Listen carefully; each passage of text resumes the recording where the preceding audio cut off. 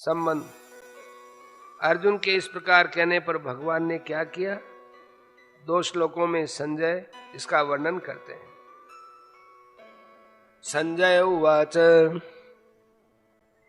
एवमुक्तो ऋषिकेशो गुडाकेशेन भारत सेनयोरुभयोर्मध्ये स्थापयित्वा रथोत्तमम् भीष्मद्रोण प्रमुखतः सर्वेषां च महीक्षिताम् उवाच पार्थ पश्यैतान् समवेतान् कुरुनिति।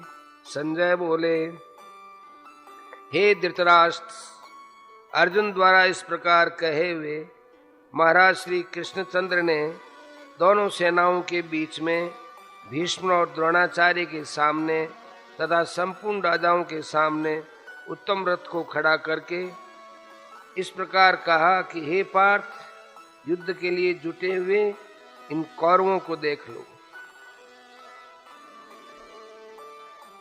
यहाँ गुड़ाकेश का क्या अर्थ है और संजय ने अर्जुन को यहाँ गुड़ाकेश क्यों कहा?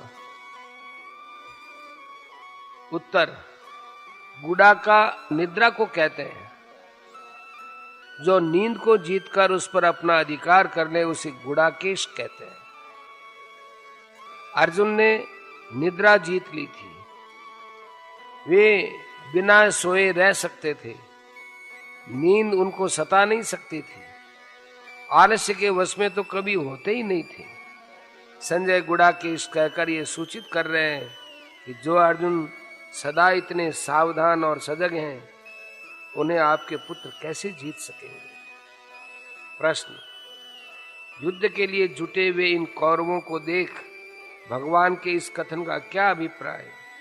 उत्तर, इससे भगवान ने ये भाव दिखलाया है कि तुमने जो ये कहा था कि जब तक मैं सबको देख न लूं तब तक रथ वहीं खड़ा रखिएगा, उसके अनुसार सबके बीच में ऐसी जगह रथ को लाकर खड़ा कर दिया है जहां से तुम सबको भली भांति देख सको। रथ स्थिर भाव से खड़ा है। अब तुम जितनी देर तक चाहो सबको भली भांति देख लो।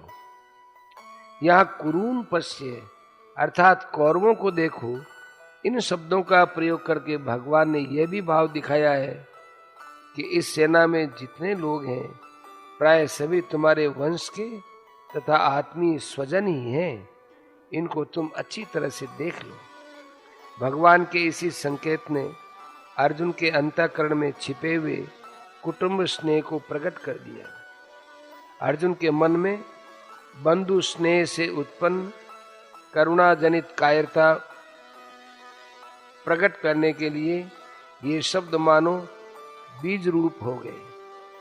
मालूम होता है कि अर्जुन को निमित्त बनाकर लोक कल्याण करने के लिए स्वयं भगवान ने ही इन शब्दों के द्वारा उनके हृदय में ऐसी भावना उत्पन्न कर दी जिससे उन्होंने युद्ध करने से इनकार कर दिया और उसके फलस्वरूप भगवान के मुखारविंद से त्रिलोक पावन दिव्य गीतामृत की ऐसी परम मधुर धारा बह निकली जो अनंत काल तक अनंत जीवों का परम कल्याण करती रहेगी।